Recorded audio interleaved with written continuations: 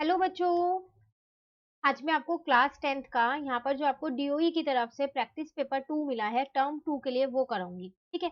आज हम ये पेपर हिंदी मीडियम में सॉल्व करेंगे। इंग्लिश मीडियम में हम ऑलरेडी पेपर कर चुके हैं। तो 40 मार्क्स का आपके पास ये पेपर है। 2 घंटे का आपका ये पेपर होगा। आप सभी को पता है कि जो ये पेपर है पूरा सीबीएसई का जो पैटर्न है उस पर बेस्ड है। 3 सेक्शन है इसमें, सेक्शन ए, सेक्शन बी और सेक्शन। तो आज हम अपना सेक्शन ए कंप्लीट करेंगे जिसमें हमारे पास टोटल कितने 6 क्वेश्चन होंगे और हर एक क्वेश्चन कितने नंबर का होगा, 2 नंबर का होगा। ठीक है। चलिए शुरू करते हैं। यहाँ पर आपसे फर्स्ट क्वेश्चन में क्या कह रहा है, किसी श्रेणी का nवा पद 3 - 2n है, प्रथम 15 पदों का योग ज्ञात कीजिए। देखो आपको एक एपी का nवा पद दे रखा है, मतलब कि an आपको दे रखा है, 3 - 2n है, आपको उसके प्रथम 15 पदों का योग निकालना है। ठीक है। इसका मतलब S15 आपको निकालना है। तो जब आपको S15 निकालना है तो उसके लिए आपको ए और डी तो पता होना ही चाहिए। ठीक है ना। अब वो कैसे पता लगाएंगे हम, वो यहाँ पर देखो। सबसे पहले हमारे को ए एन दे रखा था यहाँ पर 3 - 2n, यही दे रखा था। एक बार हम अपना क्रॉस चेक कर लेते हैं यहाँ पर। ठीक है। तो यही दे रखा है। तो हम क्या करते हैं, यहाँ पर ए का मान 1, एन का मान 1 रख के पहले A1 निकाल लेते हैं। हो जाएगा 3 - 2, तो A1 आपके पास कितना आ जाएगा, 1 आ जाएगा। ठीक है। अब हम क्या करते हैं, एक बार n की जगह पर 2 रख लेते हैं और A2 भी निकाल लेते हैं ताकि हम D आसानी से निकाल पाए। ठीक है। तो वो हो जाएगा 3 - 4, तो वो आ जाएगा A2 आ जाएगा मेरा -1।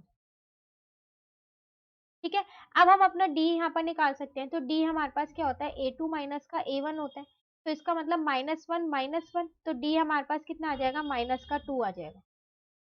क्लियर है। अब हमें योग निकालना है तो पहले उसका सूत्र लिख लेते हैं। तो n/2 ब्रैकेट में होता है 2a प्लस n - 1d।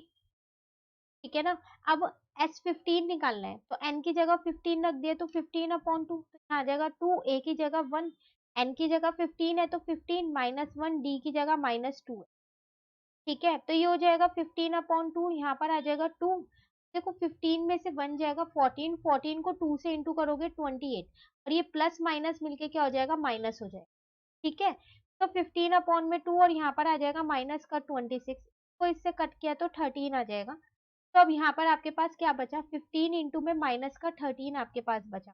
तो S15 आपका निकल के आ गया, माइनस में आएगा, वो आया आपके पास -195। क्लियर है। चलिए क्वेश्चन इसी के साथ आपको एक और क्वेश्चन दे रखा है, चैप्टर नंबर 5 एपी का ही दे रखा है। आपसे यहाँ क्या कह रहा है, the fifth term of the AP is 26 and it's 10th term is 51। इसका मतलब आपको A5 और A10 आपको दे रखा है, एपी आपको बनानी है। ठीक है। हिंदी मीडियम में भी पढ़ लेते हैं। किसी समांतर श्रेणी का 5वां पद 26 तथा 10वां पद 51 है, समांतर श्रेणी ज्ञात कीजिए। तो कैसे निकालेंगे, यहाँ पर देखो।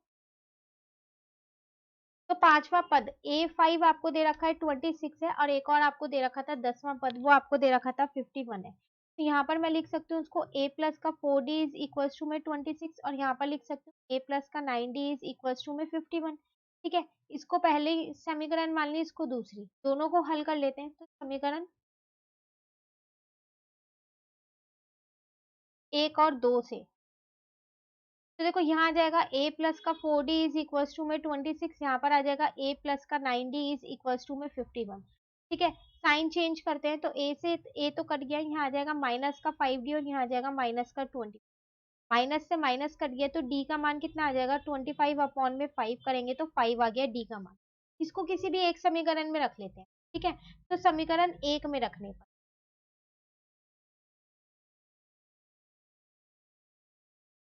ठीक है।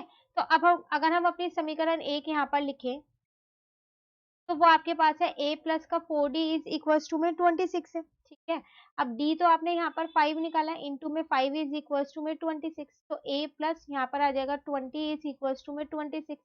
तो A का मान कितना आ जाएगा यहाँ पर, 26 माइनस का 20, A का मान आ गया यहाँ पर 6। अब आपको एपी बनानी है, तो एपी कैसे बनाते हैं हम, एपी हमारी बनती है, पहला होता है पद A, दूसरा होता है A प्लस D, तीसरा होता है A प्लस का 2D, ऐसे ये चलती रहेगी। ठीक है। A की जगह मैंने 6 रख दिया, A प्लस डी है यहाँ पर, तो इसका मतलब 6 प्लस 5 कर दिया, और A प्लस 2D है, इसका मतलब 6 प्लस 2 इंटू में 5 कर दिया। ठीक है यहाँ तक। अब अगर हम आगे देखें यहाँ पर, तो 6 हो जाएगा, ये हो जाएगा 11, और यहाँ पर आ जाएगा 10 प्लस 6 16। तो लो आपकी एपी बन गई। Clear question number 1। चलिए क्वेश्चन नंबर 2 पे आते हैं। यहाँ आपसे कह रहा है निम्न बंटन का मध्यक ज्ञात कीजिए। आपको यहाँ पर एक सारणी दे रखी है, इसका क्या करना है, आपको मध्यक निकालना। बहुत आसान है, चैप्टर नंबर 14 का क्वेश्चन है, सिर्फ सूत्र लगाना है और कुछ नहीं करना। तो पहले हम यहाँ पर अपनी CI लिख लेते हैं, वर्ग अंतराल जो हमें दे रखा है। तो 0 to 6 से दे रखा है, 6 to 12 है, 12 to 18 है आपके पास, 18 to 24 है और 24 to 30 है आपके पास। ठीक है, बारंबारता आपको दे रखी है, यहाँ पर 5 है आपके पास, 4 है आपके पास, 7 है आपके पास, 6 है और 3। क्लियर? तो पहले CF निकालनी पड़ेगी। तो पहला तो वही रहता है 5, उसके बाद प्लस किया 5 में 4 9, 9 में 7 प्लस किया 16, 16 में 6 प्लस किया 22, 22 में 3 प्लस किया 25। इसका मतलब इसका टोटल 25 है, क्योंकि जो CF का लास्ट होता है वही हमारी F का टोटल होता है। ठीक है ना? अब हम क्या करेंगे, n/2 लिखते हैं, तो वो हो जाएगा हमारे पास 25 अपॉन में 2, तो कितना आ जाएगा 12.5। तो मध्यक वर्ग अगर हम यहाँ पर अपना देखें, तो वो हमारे पास आ जाएगा 16 वाला, क्योंकि 9 वाला तो छोटा है, CF में ही देखते हैं हम उसको। वो आ जाएगा हमारा 12 to 18। इसमें हमारे पास L मिल गया हमारे को 12 है, H हमारे को मिल गया यहाँ पर 6, F हमारे को मिल गया यहाँ पर 7 है, और अगर हम अपने CF की बात करें तो वो एक ऊपर वाला लेते हैं, वो 9 है। ठीक है, अब अगर हम अपने मध्यक का सूत्र यहाँ पर लिखें, तो वो हमारे पास क्या होता है, L प्लस n/2 माइनस का CF अपॉन में F इंटू में H होता है। ठीक है, एल की जगह पर हमने क्या किया, यहाँ पर 12 रख दिया, n/2 मतलब 12.5 हो गया, CF मतलब का 9 हो गया, F मतलब यहाँ पर 7 हो गया और H मतलब यहाँ पर 6। क्लियर है यहाँ तक? तो यहाँ पर आ जाएगा 12 प्लस यहाँ पर माइनस करोगे 3.5 अपॉन में 7 इंटू में 6। अब 3.5 को जब आप 6 से इंटू करोगे तो 21 आएगा, अपॉन में 7 ऐसे है, इसको इससे कट कर दिया, 3 आ गया। तो यहाँ से आपका मध्यक निकल गया, 12 प्लस 3 कितना आ जाएगा आपके पास, 15 आ जाएगा। क्लियर? चलिए नेक्स्ट क्वेश्चन पे आते हैं, क्वेश्चन नंबर 3। यहाँ पर आपसे क्या कह रहे हैं, ऊंचाई 10 सेमी और व्यास 4.5 सेमी के एक लंब वृत्तीय बेलन को बनाने के लिए 1.5 सेमी ये व्यास दे रखा है आप। ठीक है, और 0.2 जो है ये आपको क्या दे रखी है, थिकनेस, मतलब उसकी चौड़ाई दे रखी है व्यास के। कितने सिक्के को पिघलाना पड़ेगा। देखो यहाँ पर ना आप कुछ सिक्के को पिघला रहे हो। ठीक है, अब पिघला के आप उसको क्या कर रहे हो, उसका ना एक बेलन बना रहे हो, लंब वृत्तीय बेलन बना रहे हो। आपको जो इसकी चीजें, आर हो गया, एच हो गया, सब चीजें आपको क्वेश्चन में दे रखी है। बस आपको ये बताना है कि आप कितने सिक्कों को पिघलाओगे कि तब जाके वो इतने 10 सेमी ऊंचाई और कितना व्यास है 4.5 का व्यास, सेमी व्यास का वो बेलन बन जाए। ठीक है, तो कैसे करेंगे यहाँ पर, देखो सबसे पहली बात तो इस चैप्टर के आपको सारे सूत्र अच्छे से आने चाहिए। सूत्र की पूरी लिंक जो है मैं आपको नीचे डिस्क्रिप्शन में दूंगी। सारे जितने भी सूत्र हैं आपके एक सेपरेट वीडियो बनी हुई है, आप वहां से लिख लीजिएगा ताकि एग्जाम टाइम पे आपको कोई दिक्कत ना हो। ठीक है, तो आपको क्या करना था, कितने सिक्के बनेंगे,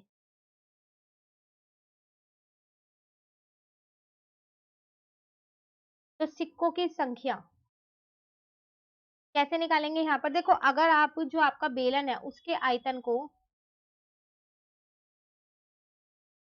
सबसे पहली बात ना आपको ये पता होना चाहिए कि जो सिक्का है वो कौन से आकार का होता है। कई बार हमें लगता है कि वो गोले के आकार का है। ठीक है, लेकिन जो सिक्का होता है ना वो आपका बेलन के आकार का ही होता है, अगर आप ध्यान से देखें सिक्कों का आयतन। ठीक है, दोनों के आयतन को कर दो, भाग कर दो, आराम से आ जाएगा सिक्कों की संख्या।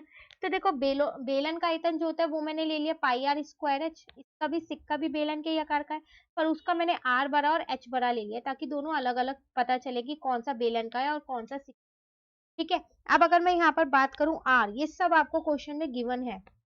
तो जो बेलन का है वो आपको r यहाँ पर जो दिया है वो दिया है, व्यास दिया है 4.5 है। तो मैं r निकाल सकती हूँ, कितना निकलेगा 4.5 अपॉन में 2 इंटू में 4.5 अपॉन में 2। ठीक है, और इसका h दे रखा था 10। ऐसी अगर मैं सिक्के की बात करूँ तो उसका भी मुझे व्यास दे रखा था 1.5, तो 1.5 अपॉन में 2, 1.5 अपॉन में 2, और इसका h दे रखा था 0.2। क्लियर है? यहाँ से पॉइंट हटाया, यहाँ जीरो लिया, यहाँ से पॉइंट हटाया, यहाँ जीरो लिया, यहाँ से पॉइंट हटाया, यहाँ जीरो लिया, यहाँ से पॉइंट हटाया, यहाँ जीरो लिया, यहाँ से पॉइंट हटाया, यहाँ 10 ले लिया। अब आपको पता है जब ये नीचे से ऊपर जाएगा तो रेसिप्रोकल होके जाएगा, तो इसको रेसिप्रोकल कर दो, तो 45 अपॉन में 20, ये तो ऐसे ही लिखा है, इंटू 10। अब ये ऊपर आया तो 20 अपॉन में 15 हो गया, यहाँ पर भी 20 अपॉन में 15 हो गया, और यहाँ पर कितना हो गया 10 अपॉन में 2 हो गया। इस 20 से 20 कट गया, इस 20 से ये 20 कट गया, इस 15 से 45 कट गया, और इस 15 से ये 45 कट गया, इस 2 से ये 10 कट गया। तो फाइनली आपके पास बचा क्या, आपके पास बचा 3 into 3 into 5 into में 10 बचा। तो 3 3 जा 9 और 5 10 जा 50। तो 9 को 50 से करेंगे तो कितना आ जाएगा आपके पास 450। इसका मतलब 450 सिक्कों को आपको पिघलाना पड़ेगा, तब जाके आपका वो क्या बनेगा, वहां पर जो बेलन बनाना है वो बनेगा। क्लियर है।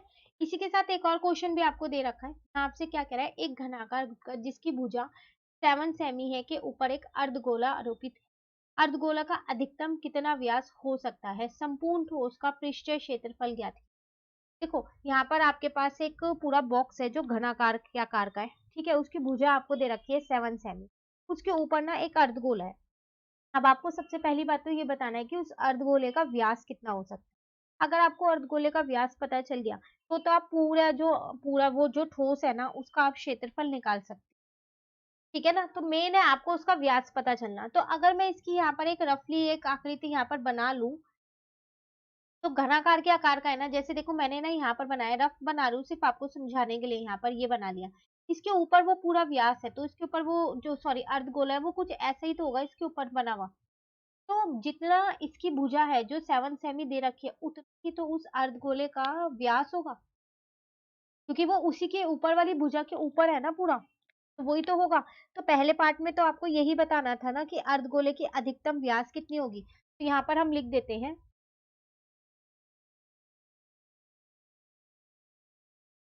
अर्धगोले की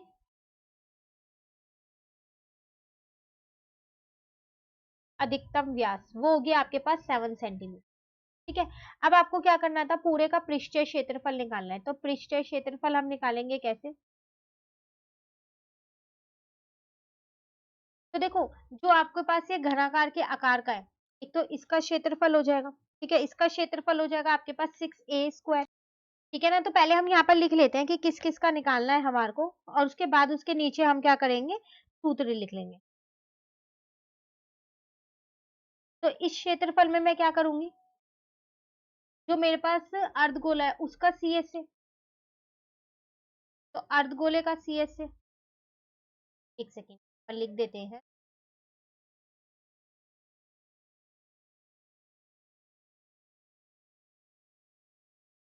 ठीक है, इसमें से क्या घटाना है मुझे, देखो जो ये नीचे अर्धगोले का नीचे का है आधार है, ये तो उस पूरा जो वो घनाकार का जो बॉक्स है उसके ऊपर है ना, उसकी एक भुजा के ऊपर, तो ये तो मैं लूंगी ही नहीं। तो इसका मतलब मैं जो आधार है इसका हटाना पड़ेगा। ठीक है, तो अर्धगोले के आधार का क्षेत्रफल।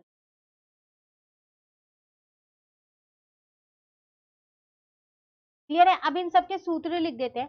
तो इसका होता है हमारे पास 6a² प्लस अर्धगोले का सी एस होता है 2πr², और आधार का क्षेत्रफल होता है यहाँ पर πr²।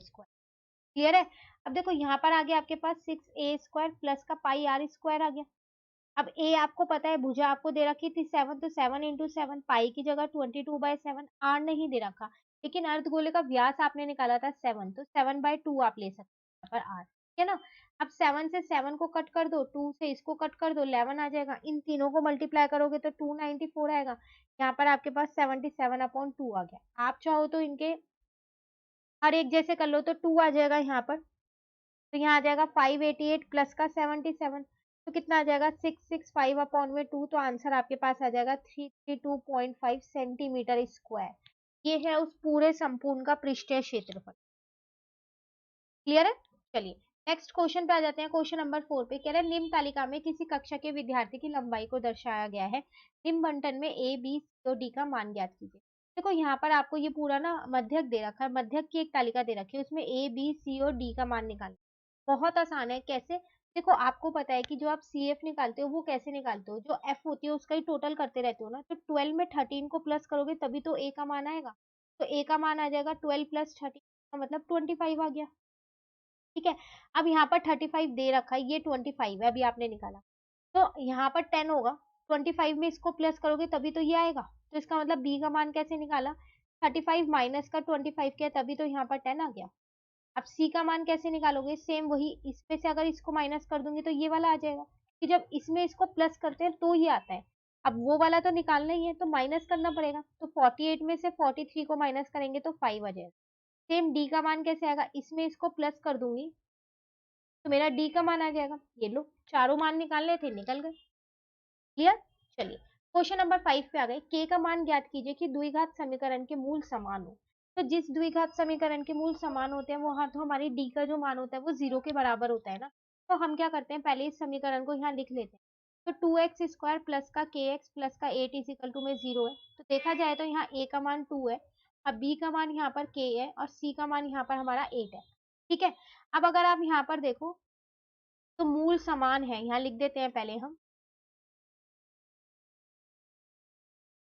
तो d जो है वो क्या हो जाएगा, 0 के बराबर। इसका मतलब b² माइनस का 4ac इज इक्वल टू में 0। b का मतलब k हो गया, तो k का स्क्वायर माइनस का 4, a का मतलब 2 और c का मतलब 8 हो जाएगा। ठीक है। तो यहाँ आ जाएगा k² माइनस का 64 इज इक्वल टू में 0। तो k² इज इक्वल टू में 64 आ जाएगा। अब 64 आपको पता है प्लस 8 का स्क्वायर भी होता है, माइनस 8 का भी। तो k का मान आ जाएगा प्लस माइनस का। क्लियर। चलिए क्वेश्चन नंबर 6 करते हैं। यहाँ पर क्वेश्चन नंबर 6 में क्या कह रहा है, x के लिए हल कीजिए। आपको एक द्विघात यहाँ पर समीकरण दे रखे है, उसको हल करना है। तो देखो कैसे करोगे, तो x² माइनस का √3 प्लस 1 टू में x प्लस का √3 इज इक्वल टू 0 है। तो आप ऐसा करो कि x से ना पहले अंदर इंटू कर लो, तो √3x आ जाएगा, अब माइनस का x आ जाएगा। ठीक है, प्लस का √3 आ जाएगा इज इक्वल टू में 0। इन दोनों का एक जोड़ा, इन दोनों का एक, यहाँ से x उभयनिष्ठ किया तो x माइनस का √3 हो गया, यहाँ से 1 उभयनिष्ठ किया तो x माइनस का √3 हो गया इज इक्वल टू में 0। तो एक आपके पास आ गया x माइनस का 1 और एक आपके पास आ गया x माइनस का √3 इज इक्वल टू में 0। तो एक बार इसको 0 के इक्वल रख दिया और एक बार इसको 0 के इक्वल रख दिया। ठीक है ना यहाँ तक। तो यहाँ से x का मान 1 आ गया और यहाँ से x का मान कितना आ जाएगा, √3। आपको x का ही तो मान निकालना था, निकल गया। क्लियर। ये था मेरा सेक्शन ए जो यहाँ पर कंप्लीट हो गया। सेक्शन बी अब हम अपनी नेक्स्ट क्लास में समझ। आपको कहीं पर भी डाउट हो आप कमेंट करके पूछ लीजिएगा, और अगर आपको वीडियो अच्छी लगी तो लाइक जरूर कीजिएगा। और अगर अभी तक आपने चैनल सब्सक्राइब नहीं किया है तो जल्दी से सब्सक्राइब बटन को प्रेस कर दीजिए। आप मुझे टेलीग्राम पर भी ज्वाइन कर सकते हैं, मैथ्स बाय श्वेता के नाम से मेरा टेलीग्राम चैनल है, वहां पर आपको सारी लिंक्स मिल जाएंगी वीडियो। Thank you.